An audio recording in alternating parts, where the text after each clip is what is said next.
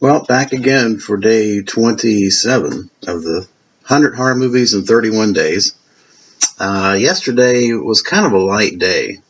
I just got, well, I got two Blu-rays in, and then I watched a couple things on TV. So, first up was Nightmares. This is a 1983 anthology film. Yesterday was Anthology Day, by the way. I like this one a lot. This has some early roles by Emilio Estevez. I thought he was very good in it. One of the stories that he was in was he's obsessed with this video game, and then the video game comes to life. I thought that was pretty cool. This was four tales. There was no real wraparound story. This was put out by Scream Factory. I thought it was pretty good. I liked the video game one the best. The first one was an interesting one where a woman has obsessed with cigarettes, and she gets herself in a lot of trouble with a serial killer on the loose because she just has to go out and get her cigarettes. Yeah, that's a pretty good one. An early role here was with, well, it was early. I mean, at the same time he did, I guess, maybe just before he did Aliens. Lance Hendrickson had a role as a preacher that's lost his faith. Yeah, so this is pretty good stuff. Single disc, and then you've got there's the picture of the video game that Emilio Estevez was playing. I'd say this is a 7 out of 10 anthology. I liked it.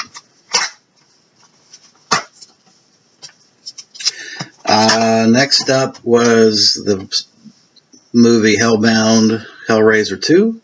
This is from the Arrow box set, the three films, 1, 2, and 3. I love this film just as much as the first. Maybe not as much, but certainly right up there. I think it's an 8 out of 10 film. This is loaded with special features. We've got one Blu-ray, and then it's got internal artwork. I kind of like that better than this, but Hellraiser 2 is a continuation, pretty much a direct sequel of the first. It basically has a doctor at an asylum who's got a penchant for torturing his patients and killing them off. He gets involved with the box and Hellraiser, and resurrects from the first film Julie, the Julie who resurrected Frank this time, and then got killed at the end of the first film. She gets resurrected in this one, and they kind of plot together to wreak havoc. But I thought it was very good. A lot of special features on this thing. A couple audio commentaries and a lot of different things on here. Then I watched, so that was it for the Blu-rays. I watched, I'd recorded Southbound, and I watched that. That's an interesting anthology. It was made in 2015. Radio Silence, directed by it was 5 stories. One of them was directed by Radio Silence, which is a group of guys from LA that, I guess they think the name's cool, but they were the same guys that did VHS. The story, now this anthology was a little different because it had a wraparound. So the first story came to its conclusion, or the questions you had in the first story were pretty much resolved at the end of the 5th story. So I thought that was good. Southbound is one of those films, though, that it raised a lot of questions and didn't give you a lot of answers, which isn't necessarily bad. I mean, it left me thinking, like, well, what was that all about? Particularly at the end, the last storyline was a home invasion storyline, and you never really are quite sure. You can speculate, but I don't know that you're ever really quite sure why these people were invaded. Some accusations were made about one of the guys that broke in holds up a picture, I think, of his daughter to the guy, so you can kind of imply what happened, but you never really know. So it left me with a lot of questions, but I liked it. And then I watched, for the last movie, I watched The Drownsman, which was 2012. It was pretty forgettable. It was a interesting concept. It was a Canadian film. You've got a serial killer that has a penchant for drowning his victims, and he likes to hear their last heartbeats. Has a real fetish for that. But he kind of plays more of a ghost or background role. The most of the movie is focused on these 4 or 5 girls, teenage girls, or I guess 20-somethings, that are, one of them is having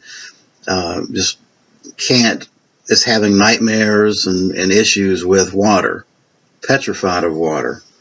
Won't go out of the house because of the water, and these other teenagers are trying to, or I got to call them teenagers. They're like 20, probably in their 20s, but these girls are trying to help their girlfriend, and they get involved with the serial killer.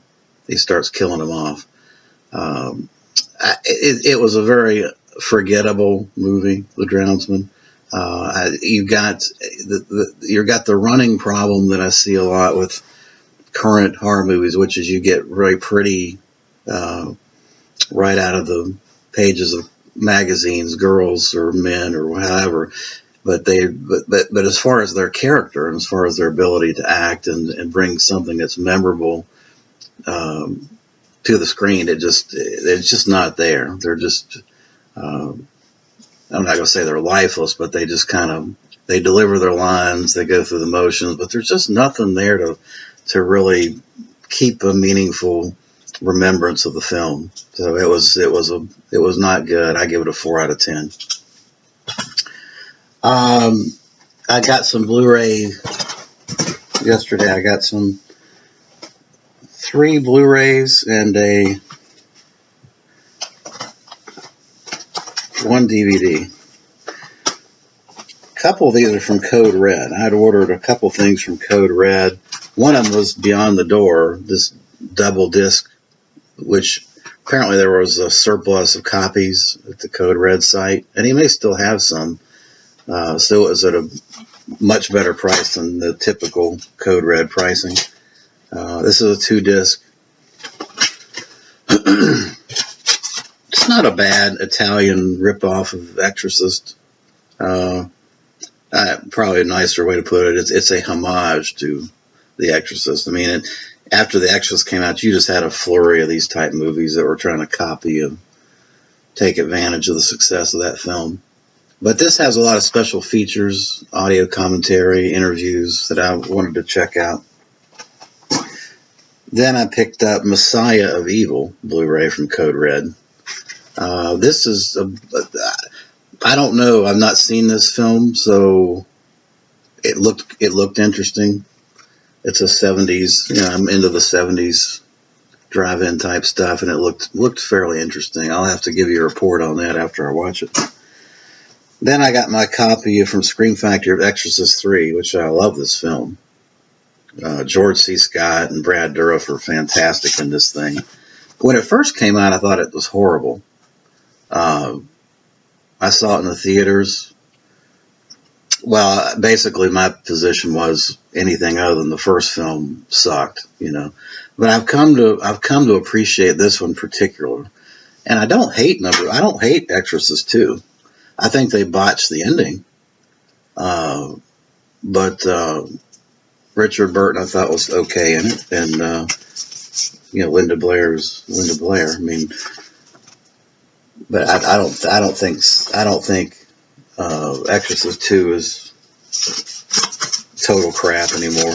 But I do like this film has definitely risen high up on my rankings now. And I tell you, this obviously he's got the well heard of scene with the shears coming through the hallway. Man, that gets me every time anyway.